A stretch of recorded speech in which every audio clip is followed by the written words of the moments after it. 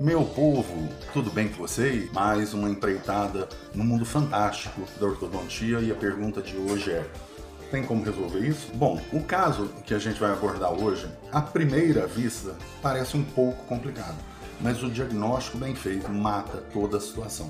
Este paciente, quando fecha, não encontra os dentes na parte posterior, correto?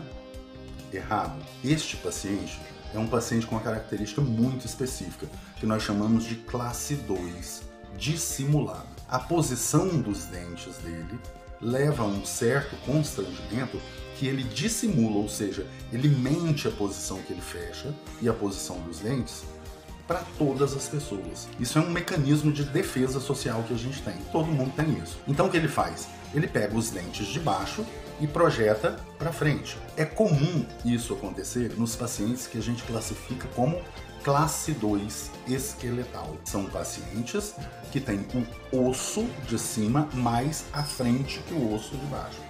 Veja, estou falando de osso, não estou falando de dentes. E esta situação incorre em um problema.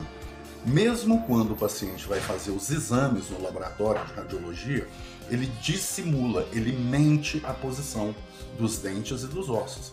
Então os exames que chegam nas nossas mãos, eles chegam falseados. E a gente tem que começar a abstrair aquela situação para poder entender o que está acontecendo. Mas chegou o paciente nessa posição, dissimulando, desconfie. Esse é um classe 2 esqueletal. Olhando pela frente, a gente observa esta situação. Olha que bacana.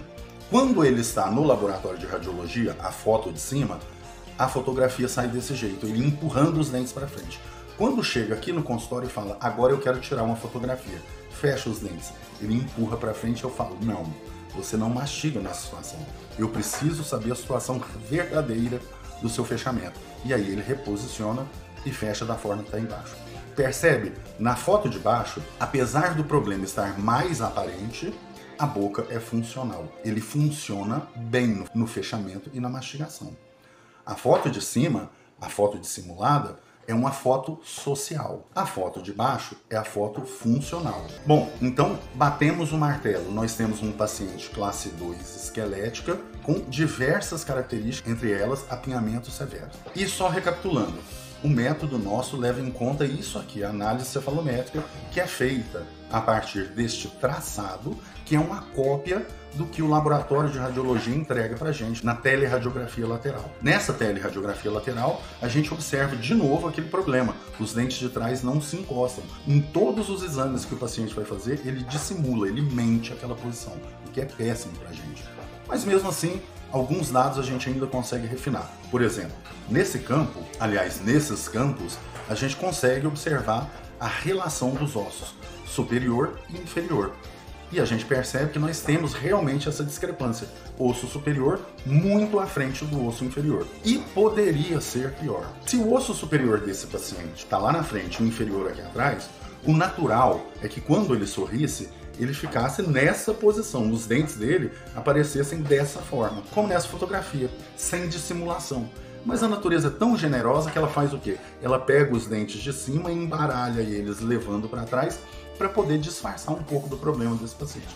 Na realidade, a foto social deste paciente seria pior do que é hoje. Para piorar a situação, nós temos padrões de crescimento diferentes. E esses padrões de crescimento mostram para onde a mandíbula vai se desenvolver. Neste caso, o paciente é um dolicofacial, ou seja, a mandíbula, esse osso de baixo, se desenvolveu para baixo. Se ele tem essa posição discrepante e o osso desenvolvesse para frente, seria melhor para nós. Mas esse osso se desenvolveu neste sentido.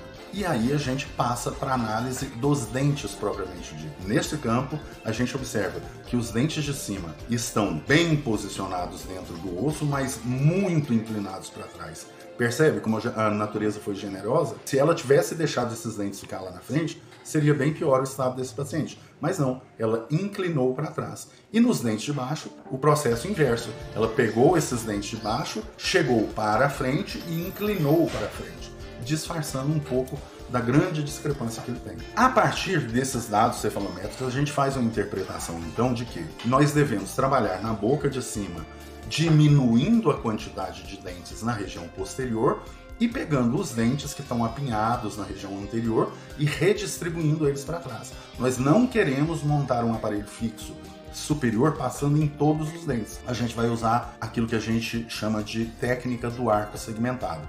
Vamos extrair 2 dentes nessa região, pegar os caninos e levar para trás, sem envolver os dentes da frente. Porque se a gente passa o fio nos dentes da frente, a gente joga eles para frente e piora o problema do nosso paciente. Então nós vamos trabalhar na região de caninos para trás. Ah, mas e os dentes da frente? Não mexe, eles estão tortos, mas eles estão bem posicionados. E agora vamos avaliar a parte inferior. Veja bem, inferior nós temos muito apinhamento, os dentes são todos tortos ali, eles não estão assim, estão assim. Isso é um indicativo de que entre os 2 caninos não há espaço suficiente para que fiquem 4 incisivos inferiores, como é o normal. E quando a gente olhou lá na avaliação cefalométrica, a gente viu que esses dentes de baixo estavam muito inclinados para fora. Percebe ali embaixo naquela setinha verde que tem uma parte do dente mais clarinha e abaixo uma parte mais escurinha. Essa parte mais escura é a raiz do dente. Esse dente não cabe ali. Ah, ele teve esse problema aí da perda desse osso, dessa gengiva por falta de cuidado dele, por falta de escovar. Não, não tem nada a ver com isso. Simplesmente não cabe e esse dente é, com o decorrer da vida, jogado para fora, independente do cuidado dele. Esse dente foi expulso do osso. Esse dente não vai ser perdido. Esse dente já está perdido. Então a gente não conta com ele mais. E ortodontia tem uma sacação muito legal. A gente usa todos os problemas do paciente em favor dele. Então, se esse dente está perdido, de que forma a gente pode aproveitar essa situação que é um mal? Ora, embaixo nós não temos espaço. Temos um dente perdido? Ótimo, tiramos ele logo. Não vamos sentir remorso nenhum disso. Então nós temos os 4 dentes ali da frente e um deles vai ser tirado, esse que está fora do osso. Ah, mas você faz isso sempre? Não faço sempre, mas eu faço com uma frequência muito maior do que os outros profissionais. Faço com muita tranquilidade, justamente porque a gente faz a avaliação da posição do dente dentro do osso. E se esse dente está fadado a ser perdido, eu elimino ele sem medo nenhum. E é o que a gente faz de fato.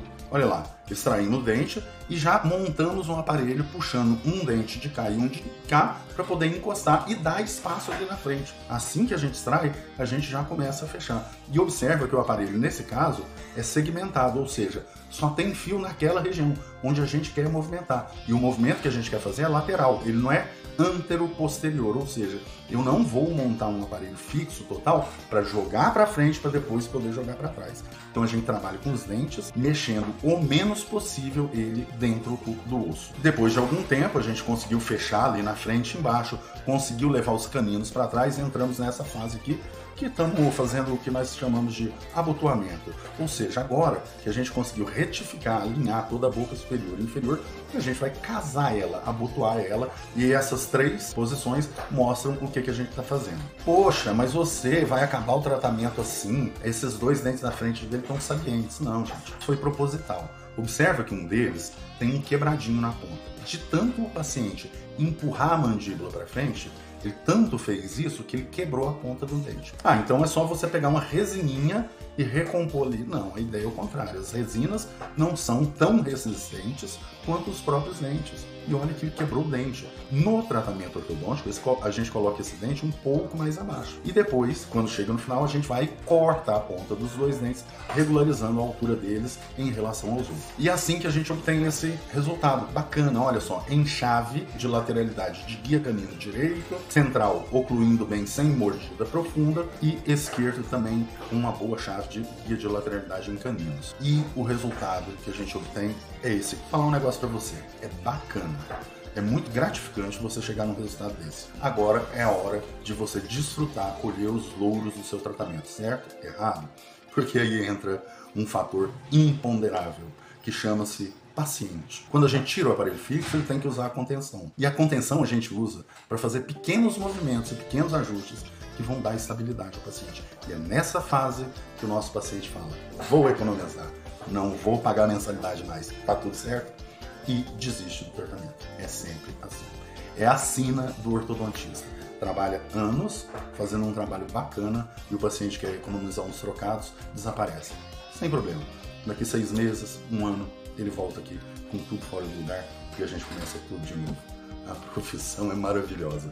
O único problema é que a gente tem que lidar com gente. Um grande abraço. Até a próxima.